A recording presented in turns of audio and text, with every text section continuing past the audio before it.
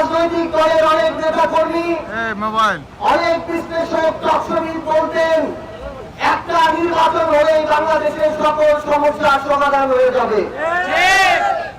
একটা নির্বাচন হলো 4 মাস যেতে না যেতেই একটা নির্বাচিত সরকারের যত ধরনের প্রতারণা আমরা দেখলাম, এর আগে একটা নির্বাচিত সরকার 4 মাসে এত প্রতারণা করতে পারে এই কল্পনা বাংলাদেশের মানুষ করে নাই। একটা নির্বাচন হতে না হতেই যখন নতুন সংসদ গঠিত হলো, প্রথম দিনই তারা বলল তারা সংবিধান সংস্কার পরিষদের সদস্য হিসেবে গ্রহণ করবে না শপথ, কারণ সংবিধান নাকি সংস্কার করা যায় না। জনাব সালাউদ্দিন আহমেদ রাজপথ থেকে সংসদ প্রত্যেকটা জায়গায় একই কথা বললেন, সংবিধান সংশোধন হয় কিন্তু সংস্কার হয় না। আমরা দেখলাম বিএনপির 31 দফা পুরো দেশের মানুষের সামনে প্রথম দফায় স্পষ্ট করে রাখা আছে, সংবিধান সংস্কার পরিষদ তারা গঠন করবে। সেই কমিশনের মধ্য দিয়ে আগামী বাংলাদেশে তারা সংবিধানকে জনগণের চাওয়া পাওয়া অনুযায়ী তৈরি করবে।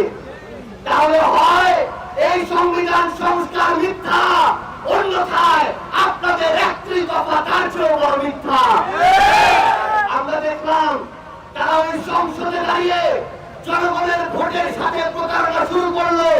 যেই জনগণ প্রায় 68 থেকে 70% জনগণ তাদের জায়গা থেকে রায় দিল যে এই বাংলাদেশে সংস্কার বাস্তবায়ন করতে হবে, জনগণ বাস্তবায়ন করতে হবে, তারা ওই সংসদে রাজপথে টকশোতে তাদের নেতা কর্মীরা বলা শুরু করলো এই গণভোটটাকে অবৈধ হিসেবে হয়েছে। এই গণভোট কি অবৈধ ছিল? এই গণভোট কি অবৈধ ছিল?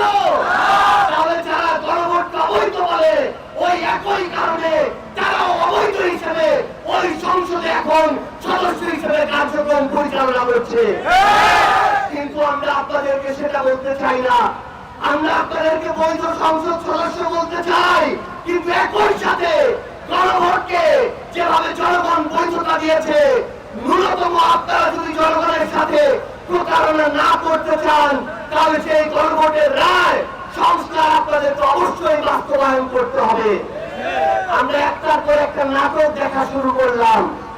এই নাটকগুলো শুরু হয়েছে 4 মাসে, অন্তত 40টা নাটকের এপিসোড হয়েছে, কিন্তু বিএনপির জায়গা থেকে জনগণের সাথে কমিটমেন্টের কোন উদাহরণ দেখা যায় নাই।